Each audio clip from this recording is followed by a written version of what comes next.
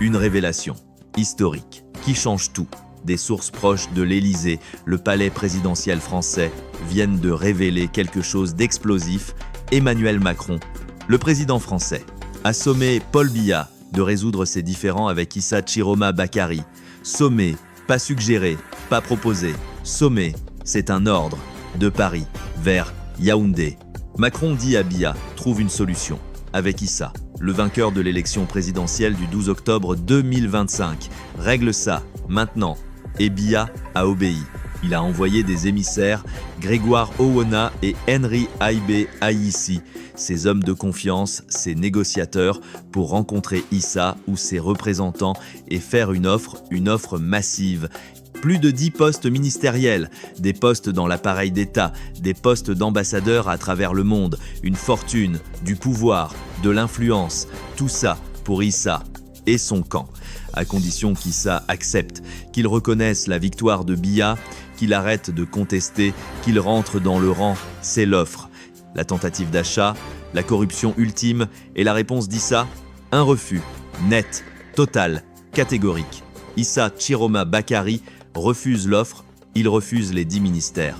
Il refuse les postes, il refuse l'argent, il refuse tout et il exige une seule chose, que Paul Biya reconnaisse sa défaite, qu'il admette qu'il a perdu l'élection et qu'il libère le siège, le pouvoir qu'il occupe par la force, par le vol, par le trucage. Voilà ce qu'Issa exige, la vérité, la justice, le pouvoir légitime, pas des miettes, pas des postes, pas de la corruption.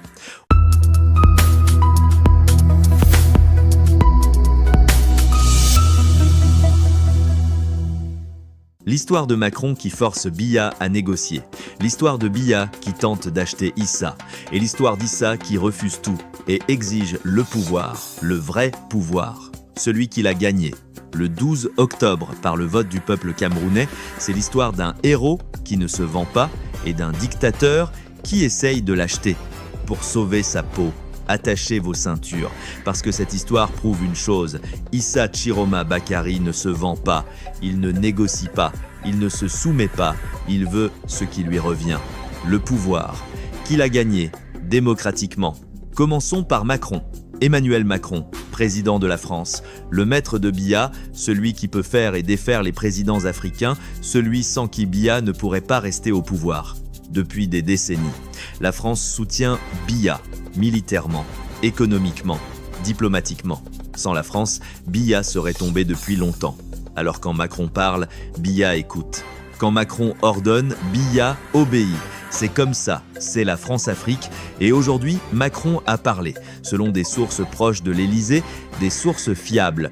Informé, Macron a sommé Biya de résoudre ses différends avec Issa Chiroma. Sommé, c'est fort, c'est direct, c'est un ordre. Pourquoi Macron fait ça? Plusieurs raisons. D'abord parce que la situation au Cameroun devient ingérable. Depuis l'élection du 12 octobre, le pays est en crise. 48 morts, Ekan assassiné, Douala qui brûle, le Nord qui bloque, le pays qui explose. Et ça menace les intérêts français. Au Cameroun, les entreprises françaises, les investissements français, la stabilité régionale.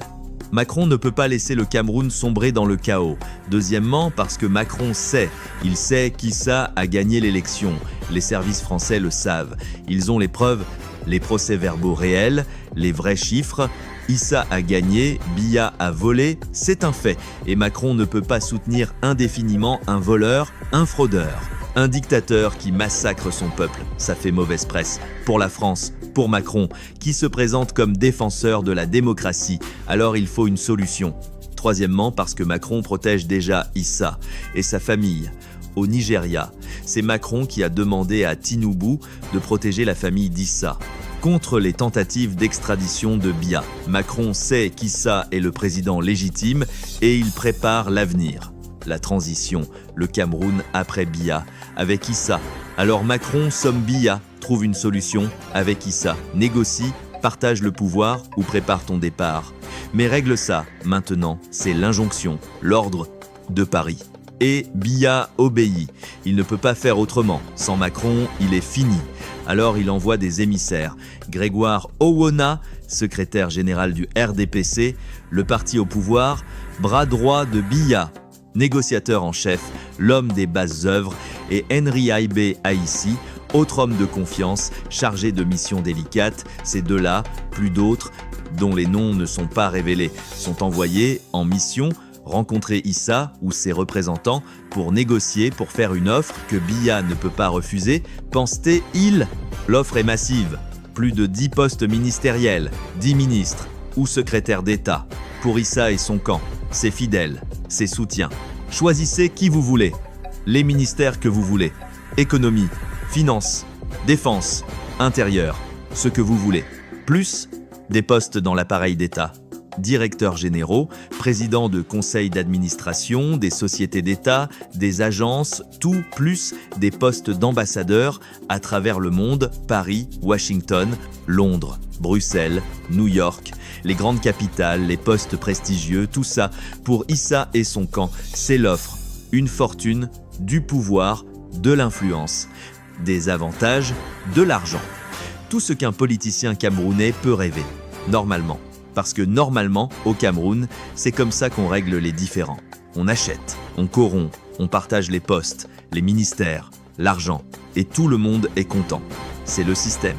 Biya pense qu'Issa va accepter, comme tous les autres avant lui, tous ceux qui ont contesté, puis qui ont été achetés, avec des postes, des ministères, de l'argent. Biya pense qu'Issa est pareil, qu'il va se vendre pour 10 ministères. C'est une belle offre, généreuse même. Qui pourrait refuser? Issa Chiroma Bakary refuse. Voilà qui. Le président élu du Cameroun, celui qui a gagné l'élection du 12 octobre, refuse l'offre, totalement, catégoriquement, sans hésitation. 10 ministères? Non. Des postes d'État? Non. Des ambassades? Non. Rien. Il refuse tout. Pourquoi? Parce qu'Issa n'est pas à vendre. Parce qu'il n'est pas comme les autres. Parce qu'il ne cherche pas des postes. Il cherche la justice. Il ne veut pas être ministre. Il veut être président. Le président qu'il est, légitimement, démocratiquement, celui que le peuple a élu. Le 12 octobre, il ne va pas trahir ce peuple pour 10 ministères. Il ne va pas accepter de reconnaître Biya comme président, alors qu'il sait que c'est lui qui a gagné. Il ne va pas devenir complice du vol, de la fraude, du trucage, juste pour avoir des postes, de l'argent, du pouvoir. Non. Issa refuse et il donne sa réponse, sa contre-proposition, son exigence. Paul Biya doit reconnaître sa défaite, admettre qu'il a perdu l'élection publiquement, devant le peuple camerounais, devant le monde, et libérer le siège, le pouvoir, le palais, qu'il occupe par la force, par le vol, par le trucage. Voilà ce qu'Issa exige. Pas des miettes, pas des postes, pas de la corruption, la vérité, la justice. Le pouvoir légitime, c'est ça, la réponse d'Issa. Ferme, claire, inébranlable. Biya, tu as perdu. Reconnais-le. Épare, libère le pouvoir pour celui qui l'a gagné. Moi, Issa Chiroma Bakary, président élu du Cameroun. Analysons maintenant ce que signifie ce refus. D'abord, qu'Issa est incorruptible, dans un pays où tout le monde se vend, où tous les opposants finissent ministres, où la corruption est la norme. Issa dit non. Il refuse l'argent, il refuse les postes, il refuse le confort. Il choisit la lutte, la vérité, la justice. C'est rare, c'est précieux, c'est héroïque. Deuxièmement, qu'Issa est sûr de lui, sûr de sa victoire, sûr de sa légitimité. Il sait qu'il a gagné, il a les preuves, les procès-verbaux, les témoignages. Il n'a pas besoin de négocier, il n'a pas besoin de compromis, il a gagné. Point. Et il veut ce qui lui revient, le pouvoir. Pas des postes secondaires, le pouvoir présidentiel, total, légitime. Troisièmement, qu'Issa respecte le peuple camerounais qui a voté pour lui, qui a risqué sa vie pour lui, 48 morts, Ekan assassiné, des milliers arrêtés. Pourquoi? Pour que leur candidat devienne ministre, sous Biya? Non, pour que leur candidat devienne président, comme ils l'ont élu. Issa ne va pas trahir ce sacrifice pour des postes. Il va respecter le vote du peuple et exiger ce que le peuple a décidé, qu'il soit président, que Biya parte. Quatrièmement, qu'Issa envoie un message au régime, à Biya, à Macron, à tout le monde. Je ne négocie pas, je ne me vends pas, je ne me compromets pas, je veux ce qui est juste.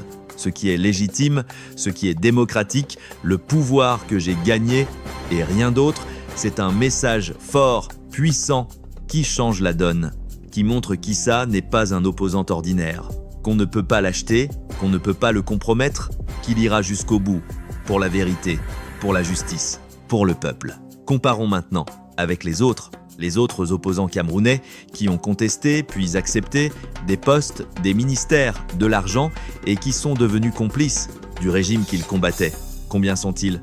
Dizaines, centaines peu, êtres, tous achetés, tous corrompus, tous devenus ministres ou directeurs généraux ou ambassadeurs, tous trahis, le peuple qui les soutenait pour de l'argent, pour des postes, pour le confort. Issa aurait pu faire pareil, accepter 10 ministères, distribuer à ses fidèles. Devenir vice-président peut être ou Premier ministre ou ministre d'État, un gros poste avec une grosse voiture, une grosse maison, un gros salaire et vivre confortablement pendant que Biya continue de régner, de voler, de détruire le pays. Mais Issa a dit non, il a refusé, il a choisi autrement, il a choisi la difficulté, l'exil, la lutte, l'incertitude, mais aussi la dignité, l'honneur, la fidélité au peuple. Qui l'a élu? C'est ça qui fait la différence entre Issa et les autres, entre un vrai leader et un politicien ordinaire, entre quelqu'un qui se bat pour une cause et quelqu'un qui se bat pour lui-même. Issa se bat pour le Cameroun, pour la démocratie, pour la justice. Pas pour des postes, pas pour de l'argent, pas pour lui, pour le pays. Et ça ne peut pas s'acheter. Avec 10 ministères ou 100, ça ne se vend pas. Et maintenant, que va-t-il se passer? Biya a fait son offre, Issa l'a refusée et a posé ses conditions. Biya doit reconnaître sa défaite et partir. Biya va-t-il accepter? Honnêtement, non. Pas maintenant, pas facilement. Biya s'accroche.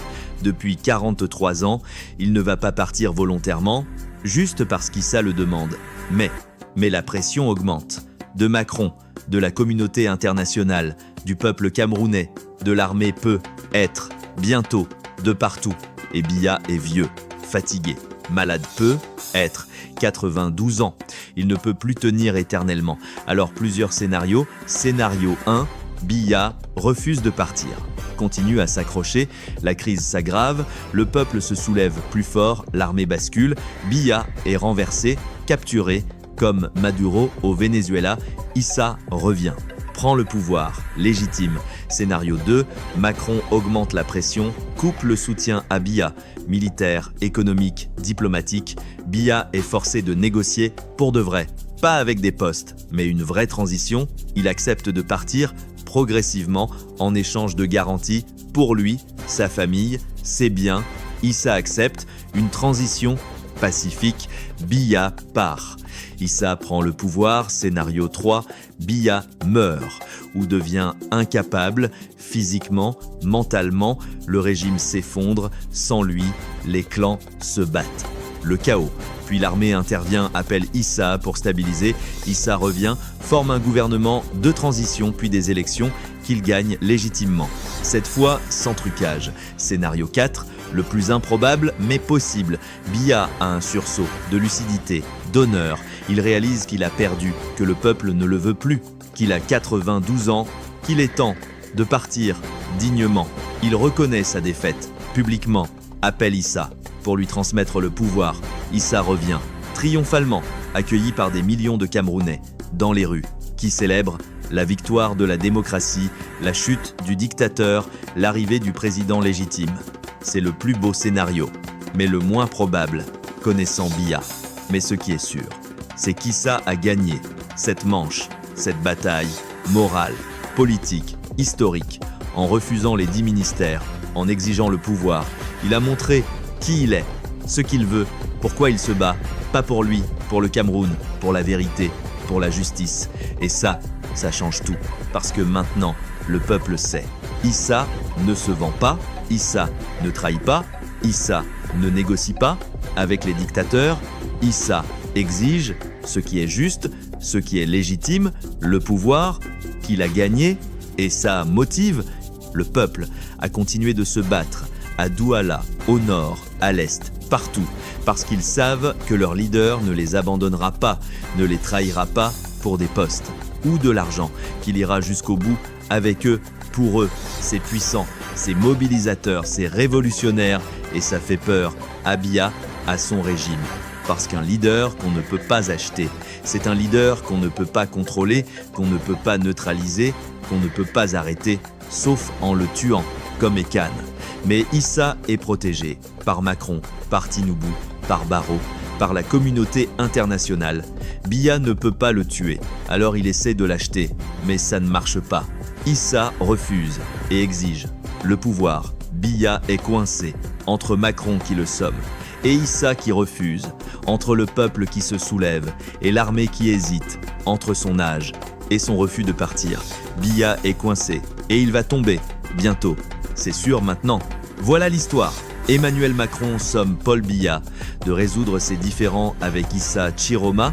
Biya envoie Oona et Eybeb pour négocier avec une offre massive, plus de 10 postes ministériels, des postes d'État, des ambassades, tout pour acheter Issa, le faire rentrer dans le rang, le corrompre, comme tous les autres avant lui. Mais Issa refuse, totalement, catégoriquement.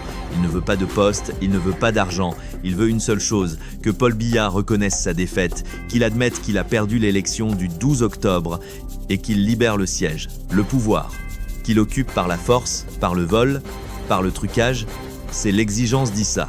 Ferme, claire, non négociable. Biya, tu as perdu. Reconnais-le et pars, libère le pouvoir, pour moi. Issa Chiroma Bakary, président élu du Cameroun par le vote du peuple, le 12 octobre 2025. C'est ça la vérité, c'est ça la justice, c'est ça la démocratie. Et Issa ne négociera pas, il ne se vendra pas, il ne trahira pas le peuple qui l'a élu, qui a voté pour lui, qui s'est battu pour lui, qui est mort pour lui, Ekan et 47 autres, plus tous ceux qui continuent, à Douala, au nord, à l'est, qui brûlent, qui bloquent, qui se lèvent pour Issa, pour la vérité, pour la justice. Issa ne les abandonnera pas pour 10 ministères ou 100.